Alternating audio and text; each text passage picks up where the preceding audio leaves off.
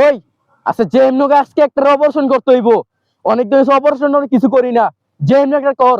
ল আজকে টোটো মোটো খাই দিব ওই যে একটা অটো আসতেছে, অটো দিকে আও।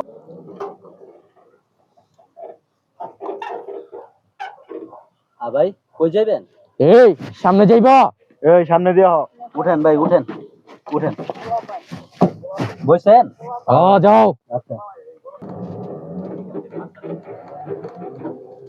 এই চল কামটা কইরা লাই।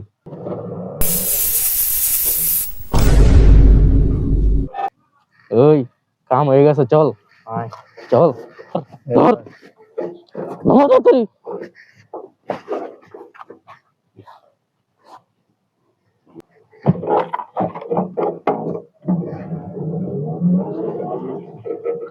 আপনারা যে এতক্ষণ দেখলেন এটা কিন্তু একেবারে বাস্তব ঘটনা।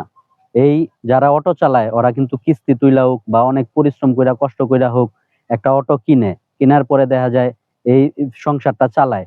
আর অটো চোরেরা কি করে, এই অটো চুরি কইরা লইয়া জায়গা। অনেক সময় অটো চুরি করতে গেলে অটো আলারে মাইরাও ফালায়। তো এই জিনিসটা আসলে ঠিক না। একটা লোকের মাইরা ফালাইলে তার ফ্যামিলিটা কিন্তু ধ্বংস হয়ে যায়।